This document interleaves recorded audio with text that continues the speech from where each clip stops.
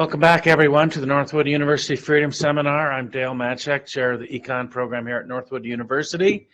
And for those of you in the audience and those of you joining us online, we have a real distinguished guest this afternoon in Barbara Kolm. She is the leading libertarian in Europe, Vice President of the Austrian Central Bank, Director of the Austrian Economics Center, which is, some people rate it the #1 think tank in Austria and as high as 21 in the world. She's the president of the Hayek Institut, and she's a professor of Austrian economics at the University of Donja Gorica. I probably will not pronounce this correctly.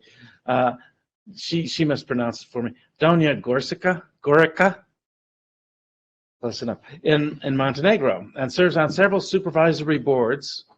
For example, the Vienna Insurance Group, Supervisory Board of the Vienna Städtische. Oh my. She serves on several boards. She's a worldwide networker. She uses these abilities to promote free market policies, and thank goodness. And you're going to hear some strong free market opinions today, I'm sure. Will you please help me welcome Barbara Kolm?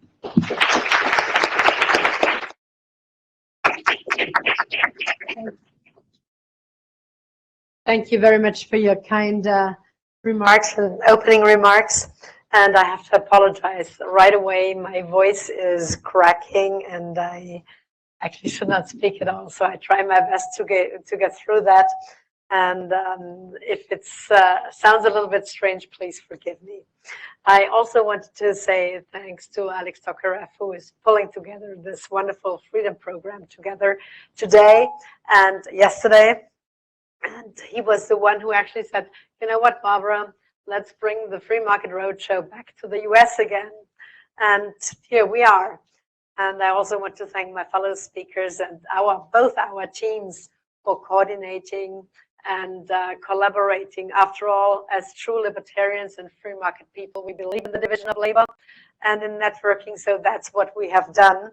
That's what we continue to do so constantly.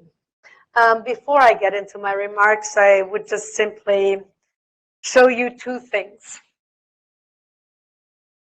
What is better? This one is $1 billion note from some country in Africa. And this one is a gold coin from the Austrian Mint. We call it the Philharmonic. And it's one of the best gold coins in the world. And what does this thing represent? Actual money? Value, exactly. And you know, if you have a couple of zeros here, I don't think this is much of value anymore. It's at least making things the exchange of goods and services is made more difficult with that, if you get them at all. So having started with that, so I'm sure you can see where I'm heading at today. And I think the slide, oh, now it moves, okay. I would like to remind you of a couple of things that we in Europe, and since we had our lovely lunch conversation and we were exchanging how the differences between Europe and the US, I would just like to come up with some things. Questions, are all individuals and respectively in Europe with our nation states, are we all the same or are we different? And we framed this question a little bit different during our conversation over lunch. And again, I think it's great that we have that diversity, and we need to make use of that diversity. And we don't want to be thrown all into one basket, because we all have different talents. And that's what certainly some politicians keep forgetting, especially these days. So I just wanted to remind you of a couple of things. So we've done the reality check already. The current crisis, we will go through various things because what we see is multiple shocks. Some people were lucky in the 70s when we talk a little bit later about monetary policy, there was just one little one little energy, oil shock. And now we have had the migration shocks in Europe and the consequences thereof. We've had the COVID shock indeed, the lockdown, which has a result the breakdown of the entire supply chains. And those gentlemen here in the front studying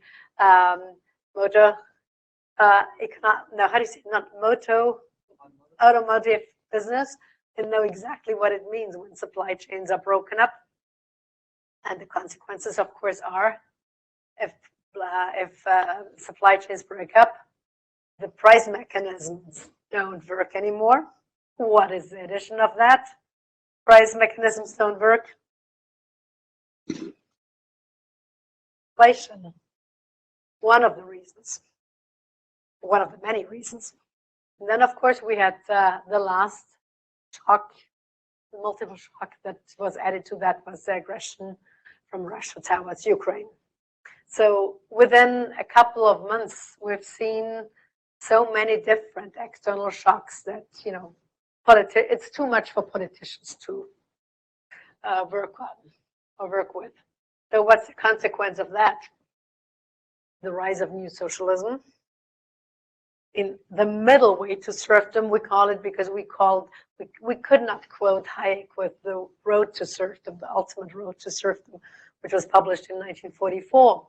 But remember, in 1944, this was 75 years plus ago, and it's still valid. He was warning us against all those totalitarianisms across the world, from right to the left, and we still have them here. And so I would argue that you should go back to those books and look at the cartoons. Now, I cannot outperform Dan with the wonderful video that he showed you before, but look at those cartoons of the road to serfdom. They are more than valid, and they will remind you of many things that you have seen during COVID and after. What is even worse is this constant interventionism. It's the breaking of the laws and rules we have so dearly valued. Our individual freedom has been taken away during the lockdowns, and by the interventionist politicians who wanted to save our health, as if we would not know ourselves what would be good for us. And this also means that property rights have been constantly broken. Income redistribution is a consequence of that, and I will go through that a little bit later when we look at the data from Europe. And then, of course, this also means the rise of the welfare state. If you redistribute, you take it out of one pocket and you give it to the other. It doesn't become more money, it doesn't become more wealth, unless we are productive in between. But I haven't seen those magicians in politics who would be able to do so. And unfortunately, we have had, I would say, time bombs that we were sitting on when you guys were not even born. But we were discussing those already back then. One is the pension bomb. It's especially true for the Western developed states, because we have not built a third column, which means the private pension system. Those countries who have done so, like Chile with Jose Pinera a long time ago, 35 years ago, where this still functions, are the minority. It's about 40 countries in the world that have built such a system with private pensions, but the rest relies on the pay-as-you-go system as we have it. And looking at the lack of young people, especially in our Western world, you will have to ask yourselves, who will pay that? It will be you and your kids, but you will have to have many, many, many kids in order to be able. You have to really reproduce at a rate in order to shoulder this. There is another thing that came up, especially during COVID, the deficits in our education system, and something that was more than evident after COVID, the lack of productivity. The so-called term work-life balance that you hear more and more every day. It's actually life, and a little work balance. That's what many people ask. Obviously not those people here in this room, because you're sitting here studying voluntarily and you want to go for it. I think you are the ones who believe in the achievement principle, who want to compete. But unfortunately, there is too few of those who still do so. And the consequence is, of course, the debt crisis. So I think this says it all. Keep that in mind. We believe in individualism, not the other thing. But we want to be individualists. We also need politicians who are able to make decisions. And here is another quote by Mises that, since we're in a free market school, free market campus, I thought I'd bring it up. And you might have seen it in one of your calls. But what is most important, and when we talk about inflation, when we talk about monetary policy, we also need to look at geopolitics.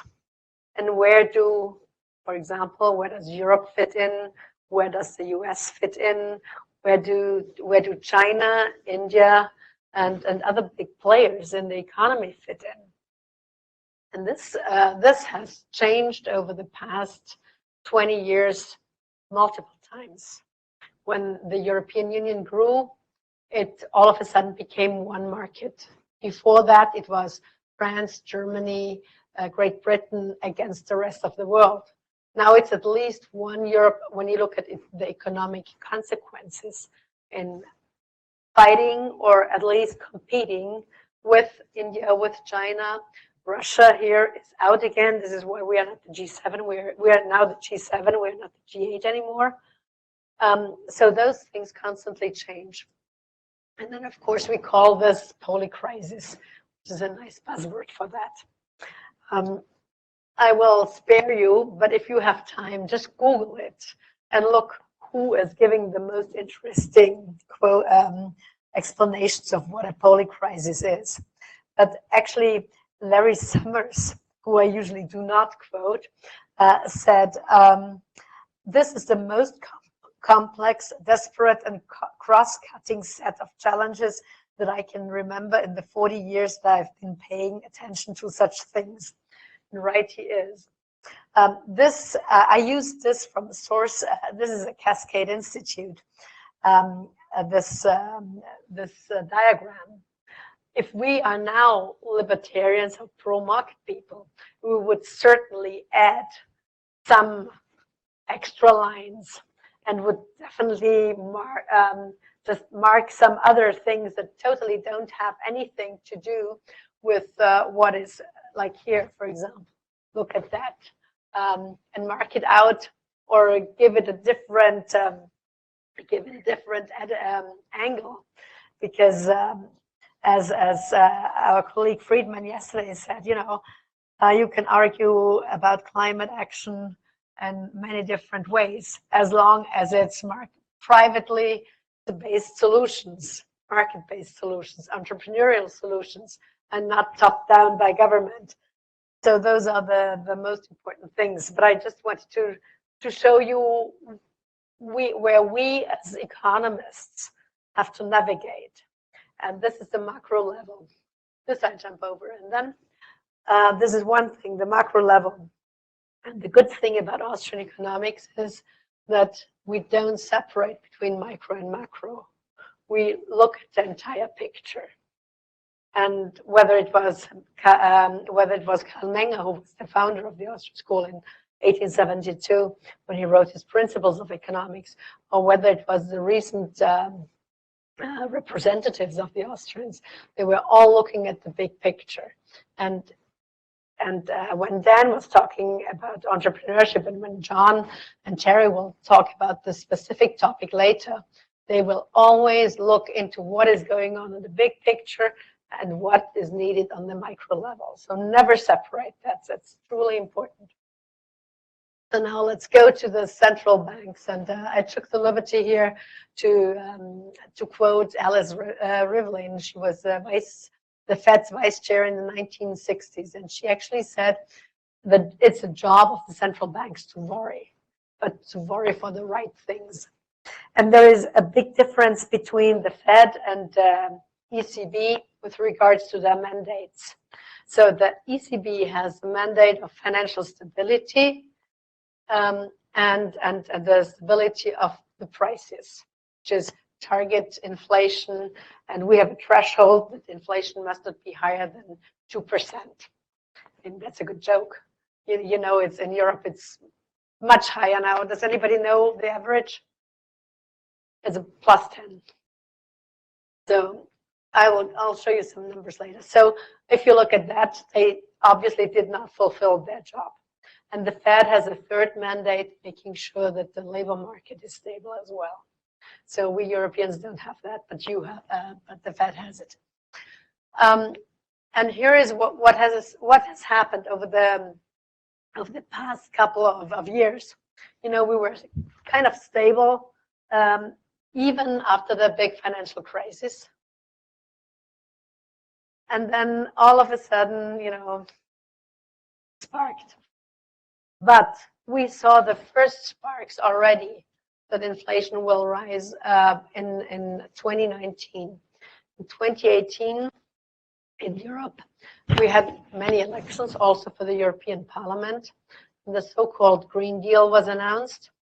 And the ECB had the new chair, Madame Lagarde, also said we will go into green finance.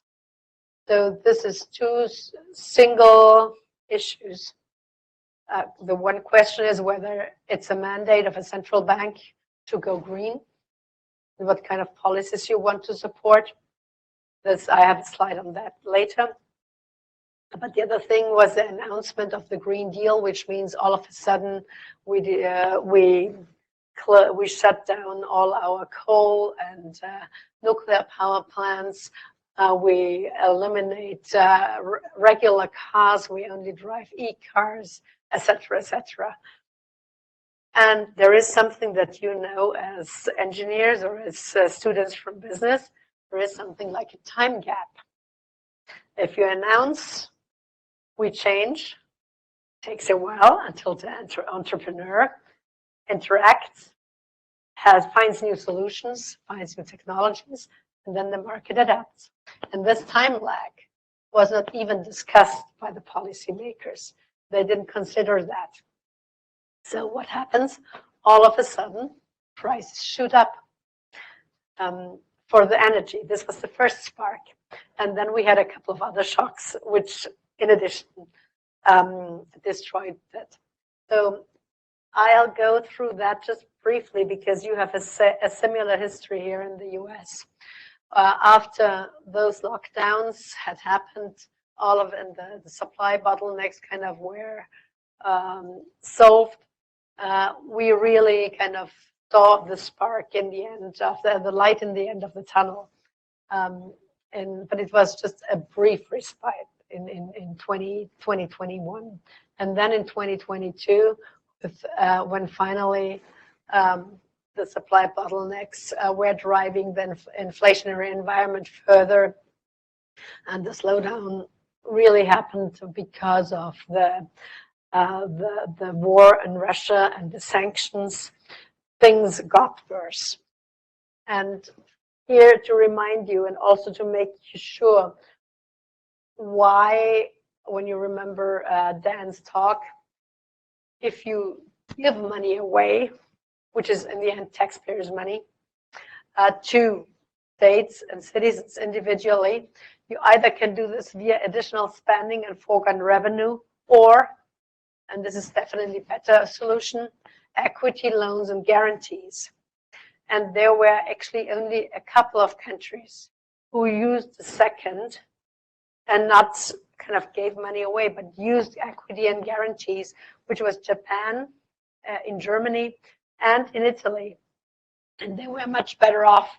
They they made sure that their sovereign debts came down by that. This is something that I'd like to show you, the energy crisis support packages, just as a reminder.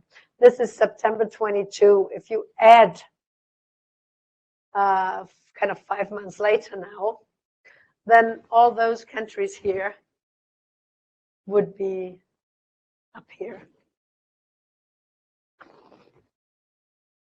And this comes back to the question, why should we pay for that? Why should governments spend money on redistributions like that?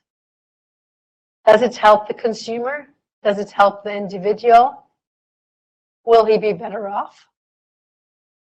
Well, I see some people saying no, and right you are. These are the packages that were done on the energy crisis, and this is now where we stand with inflation. This is the outlook, 8.6, 8.5 for the euro area right now, but we have countries where we have inflation, especially in the Baltics, with plus 20%. And those countries are actually safe and stable when it comes to a totally digitalized economy. They have undergone all structural reforms after the fall of the Berlin Wall. They are super innovative, super creative, but they just didn't get their act together on the COVID crisis, and now, of course, with the war next door. Again, the energy crisis confirms the need to the end of dependence on fossil fuels. This is a big question in Europe, but the question really is, can we stop using fossil fuels if we don't have alternatives? And this is where people forget that we need markets, that we need entrepreneurs, that we need engineers to provide those solutions first before we just shut down something that harms the entire economy. This is how the inflation index is being set up, and the orange line is industrial and raw materials. The brown is food and beverage. The green is energy and raw materials, and in total, you come up with all commodities. This is where we stand, just as of last week. Economic integration, slowing restrictions on the rise, making the world poorer. And I think this is something where we have to criticize people who just look at the Green Deal and at environmental solutions. It has to be broader. We don't want to be equally poor. We want to be equally wealthy and want to use new technologies and be able to experiment on that front and not being limited. And that's unfortunately what is happening. So here you see the global flows of goods and services and finance on this front. And you can see how much, for example, the finance and service industry has increased ever since the 80s until the early 20s. And here you can see the trade restrictions that were imposed. This is what Dan was referring to in his talk. Friedrich von Hayek, again, his quote on inflation, just to tell you, big government doesn't help us. This was what I was referring to in the 70s, and I was just going to look at those data down there, the changed framework of conditions of the banks ever since. We have seen the big financial crisis in 2007, 2008, with the consequences in the US that the banks went bust. In Europe, it was different. We bailed out countries and saved the banks thereby, because those countries held certain collaterals of states. And in order to not have those banks go bust, we bailed out the countries. Greece was already mentioned today. Greece in this regard is in a much better condition than it was in 2008 and 2012, especially when we built the the European Stability Mechanism. Here you can see the digitalization offers better opportunities for cost control. This is definitely true for since the 70s. More diversified sources of income for banks. It's not just retail. They make money with many other things right now. Central banks have price stability targets. Yes, they do, but we obviously also oversee them as we did in the past 5 years. Then higher debt levels of sovereigns, corporates, and households. This is even more true, and ever since 2008 has gotten worse. Capital ratios are more difficult to estimate due to the impact of internal models. And the internal models, and this is something that I would like to also critically view as from the perspective of a central bank. We have been discussing how to model inflation ever since 2017 when Madame Lagarde, actually 2018 when Madame Lagarde came to office, and luckily for her, she was spared with this discussion because then COVID came. And so there was no remodeling done, but we still use the old models of the last millennium, and are surprised that we are lagging behind. So this is a big critique on that front.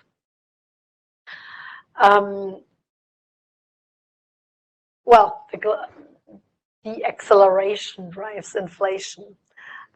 I would point out, who of you is in favor of globalization?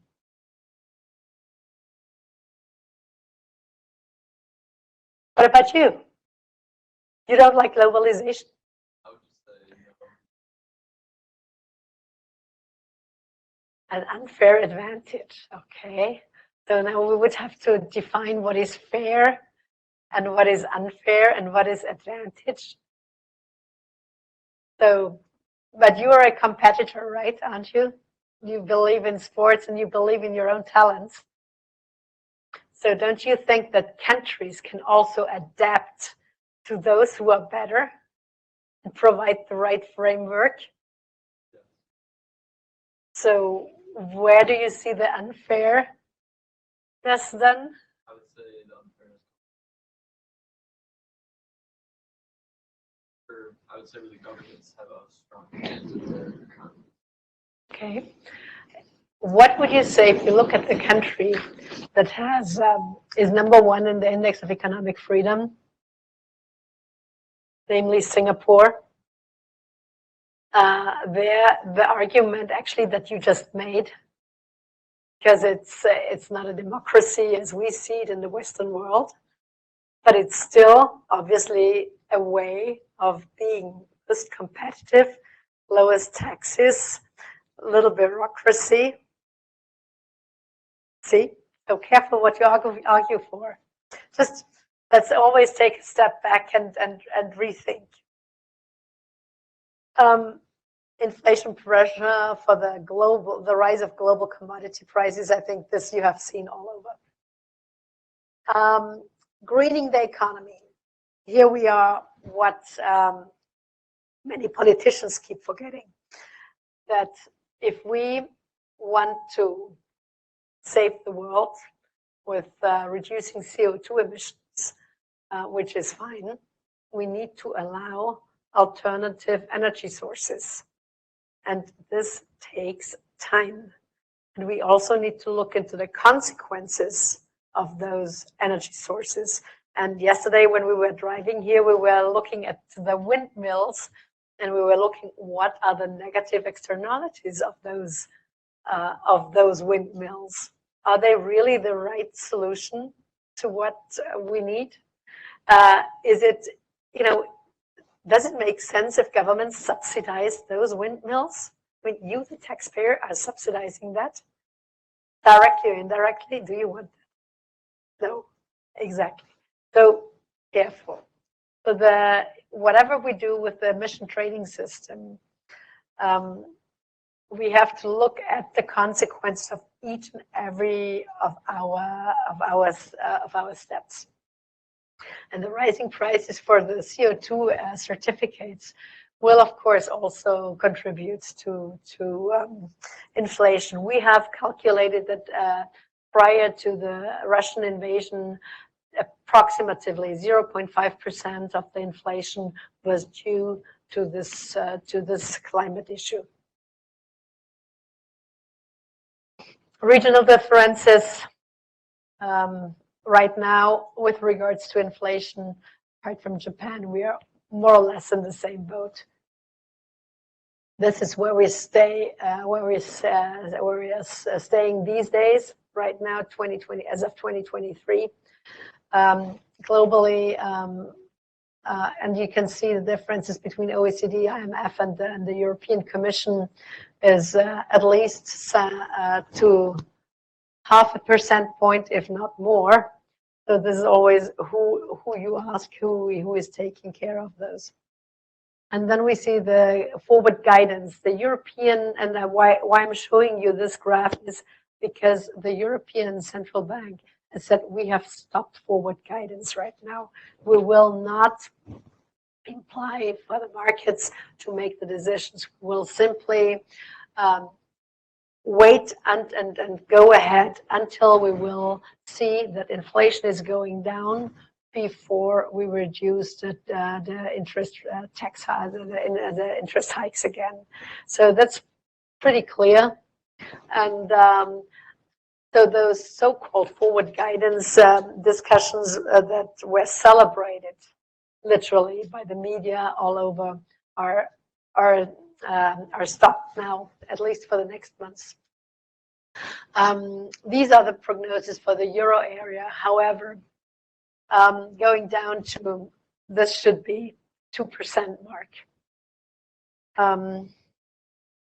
I doubt it. We will see the 2% very soon. But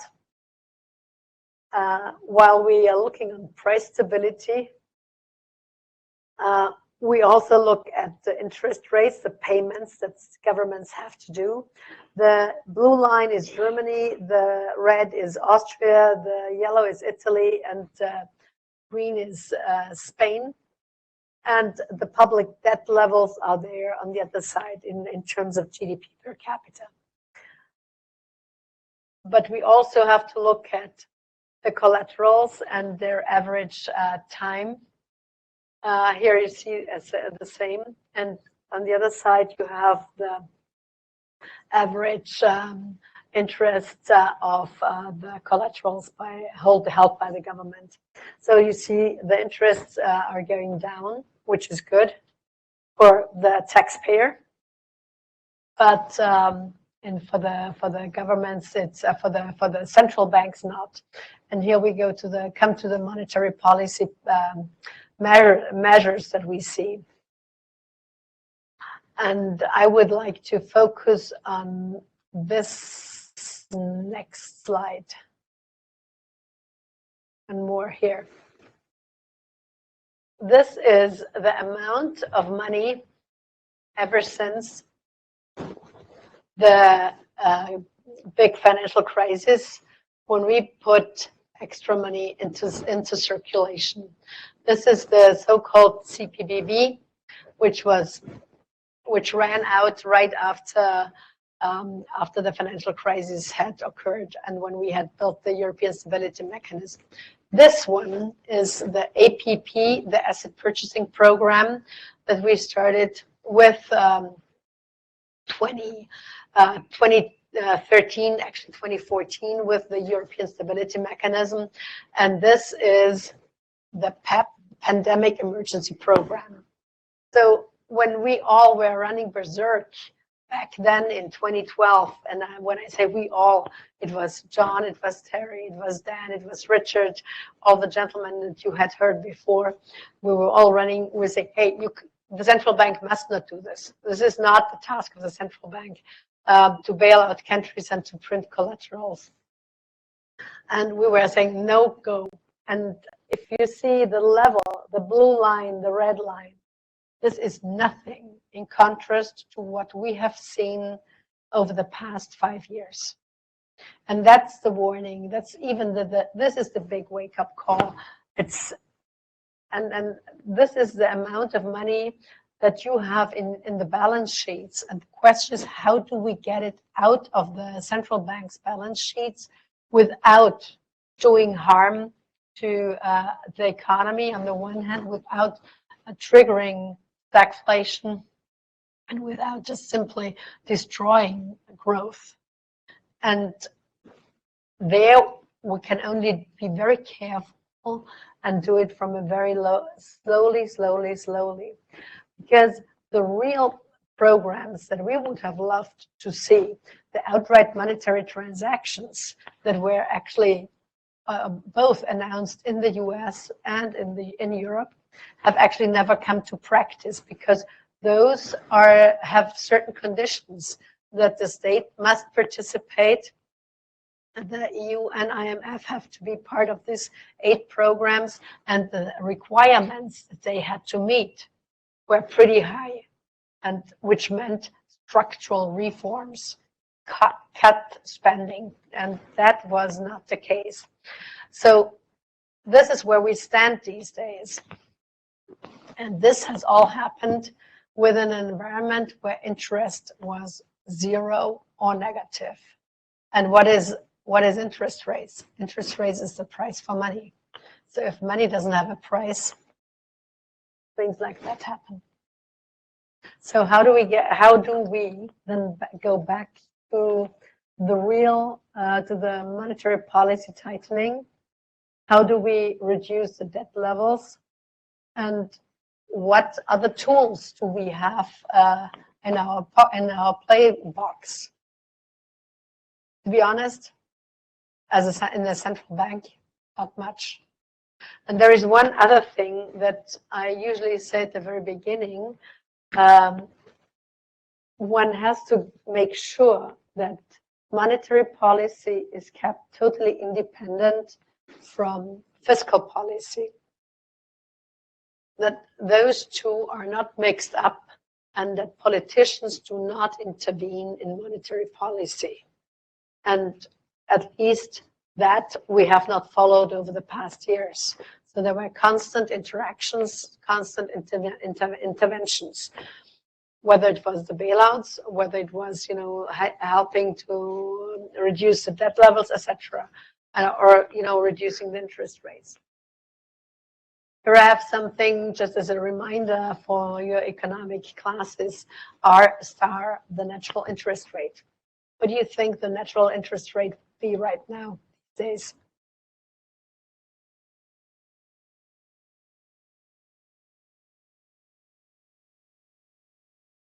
Guess. These days, low. Still, the natural interest rate. It used to be, there were times, for example, this was a special loan by Edward III, where you had 35, but in average, ever since 1300, and this is from the Bank of England, it was average going down from 15% down to 0 in 2018. But if you look at the various historic elements, it's interesting to study that. So I just put it there for you who are curious as a reminder, and to look back at history. But this is actually, here it says, the estimates of the real equilibrium interest rate in the euro area currently stand just under 0%. And this is caused because lower productivity, population aging, and the excess of savings over investments. And this is when an economy is going down. So the rise in R star, the so-called natural interest rate, is a precondition for a return to conventional monetary policy. So if we raise our interest rates at the central bank level, eventually, slowly, our natural interest rate, R star, is going to go to rise as well. Here is another graph that I would like to show you. Apologies for not having translated those. This is the savings. The green is mortality rates. The yellow is the amount of individuals who are productive within the age of 15 to 64. The pink is the efficiency of labor, also defined by productivity, and yellow, and then the light blue line is the R star, so the interest. So this is how we came up there and where we will get eventually until, and this was produced by Papetti in 2018, until we started rising interest rates. So if we start rising interest rates, this will eventually go up, but we will have to look at the same time. This is the most important thing. Productivity rates, they need to be risen. So we need more people in the labor force. We need to have them working longer, and we need to have them be more creative and inventive. So where have we been? Where are we going? This is just the cost of regulation that exceeds the benefits, definitely. Just for you to know some figures and numbers, both whether it's a European banking authority or the US banking authority, regulation just costs, and it's way too much. And this is one of the last slides that I will show you. This is the network for greening the financial system, and I have a big question mark on that because I don't think that we as central bankers should use a mandate on that front. We should rather allow others to work on that. Quick forward only on the monetary policy. So elements, sequence, and pace of monetary policy normalization is needed. The purchase programs have luckily been reduced to one extent. Remember the APP, but we still run the PEP programs. Guidelines for interest rate setting need to be redefined, and the flexibility in scaling purchase programs to eliminate the fragmentation risk. Fragmentation risk was a new term brought up by politicians in Europe to make sure that certain countries can be put under the bailout program again, because then we would run the risk of fragmentizing the Eurozone. It's just a new term for bailing out others. And then finally, the dilemma of monetary policy. As I mentioned, the asset of instruments, scope, and timings in Europe was too late. The Fed was much earlier, but it's better too early than being too late. The normalizing monetary policy and the increase in the equilibrium real interest rate is necessary, as already shown, and the economic transformation needs are greater than expected. And the challenges you will face are huge. And with that, I would say thank you, and thank you for tolerating my bad voice. We'll limit the questions to only 2 from students. I'll ask something very quick. Yeah. It's a hypothetical. If Austria had not given up the shilling in favor of the euro, and currently people in Bulgaria, the libertarians, are concerned that the government is trying to just cancel the Bulgarian lev again, introduce the euro. Do you think that with the previous system in Austria and you in charge as vice president, that you would have been able to better handle the shocks since 2020 and have lower inflation? And how much do you think Bulgaria will suffer if they abandon their monetary independence? Well, I will not answer your question directly because I'm not allowed to.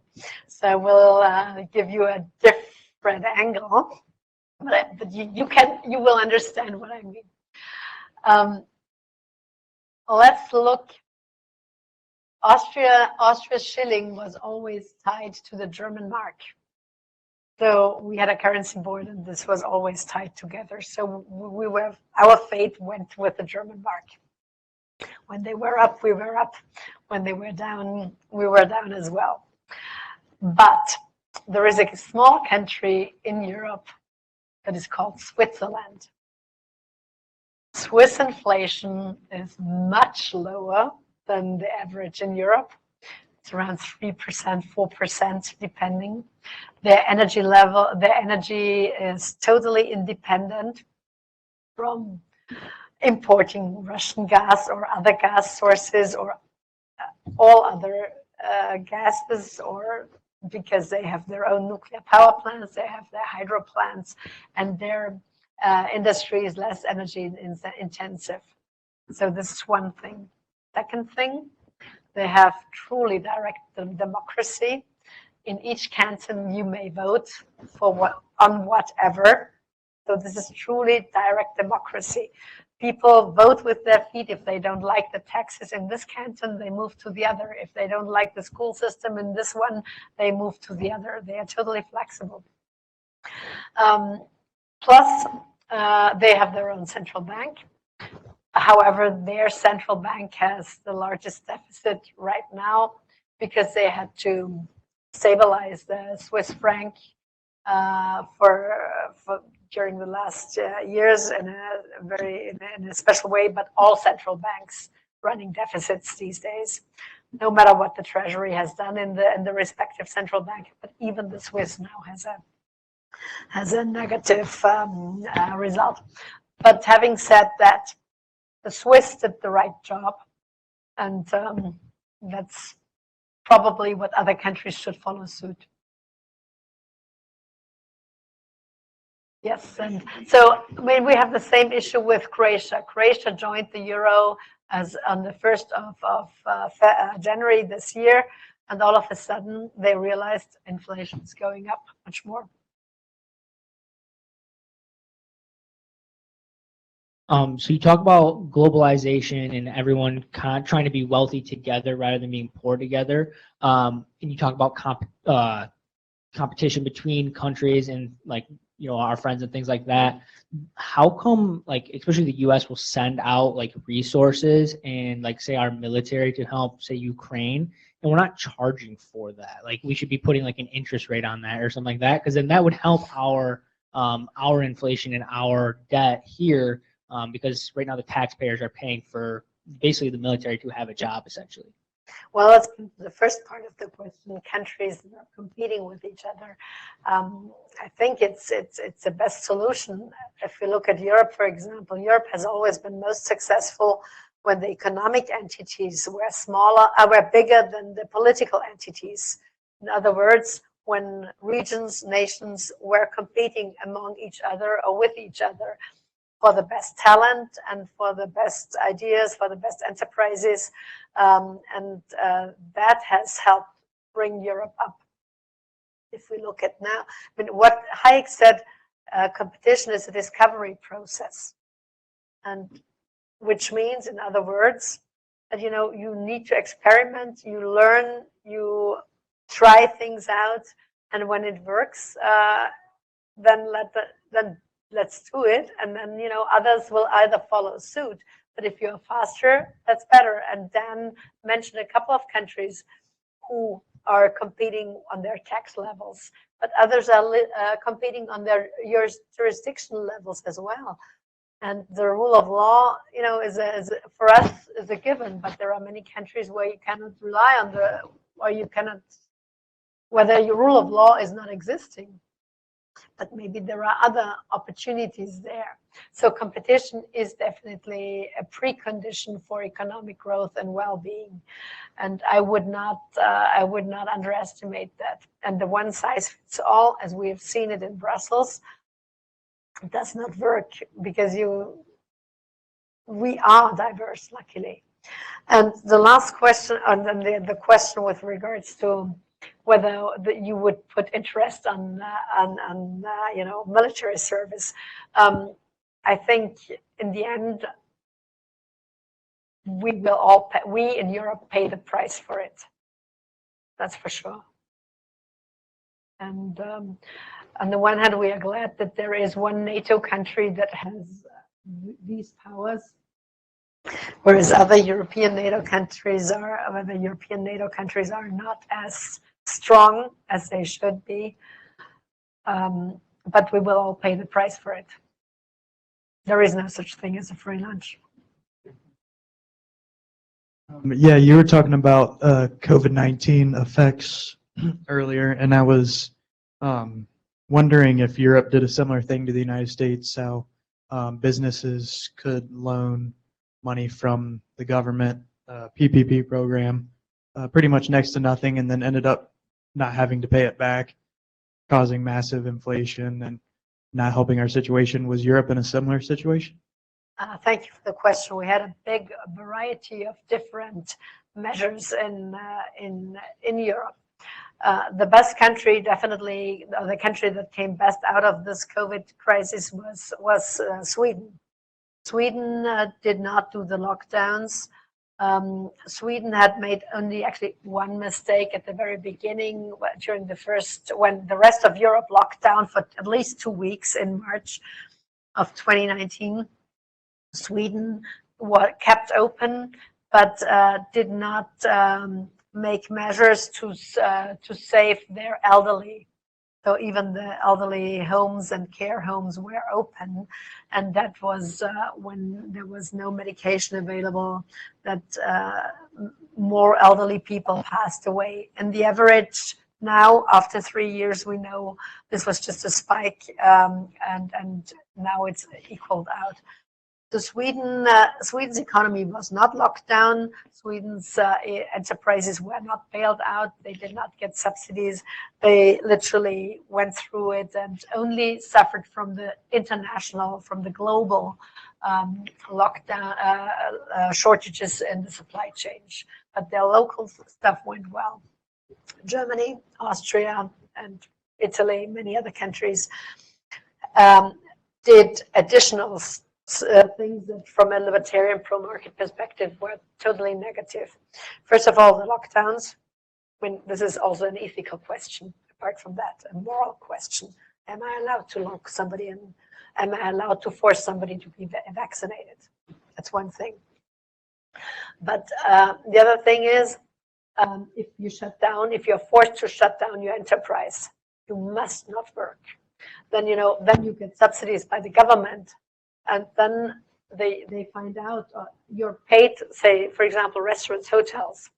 They were paid the full revenue return actually of the respective of the year before.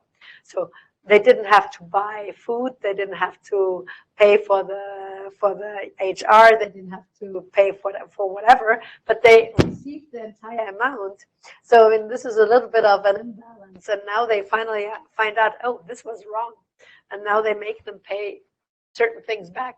And people haven't priced it in.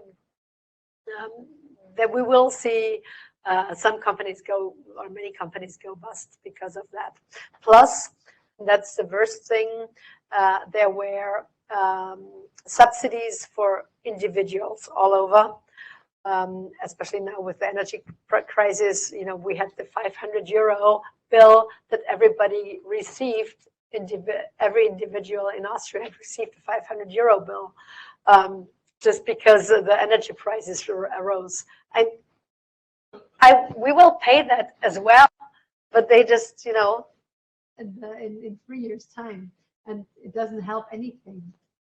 And that's where we have the problems with fiscal policy, and where monetary policy is asked to support this fiscal policy, and this is a definite no-go, because then you have no more tools if there is a real bank crisis or a real crisis on the financial markets, where one, as the central bank, should intervene, but there is no mass to maneuver anymore, and that's the critique we have given.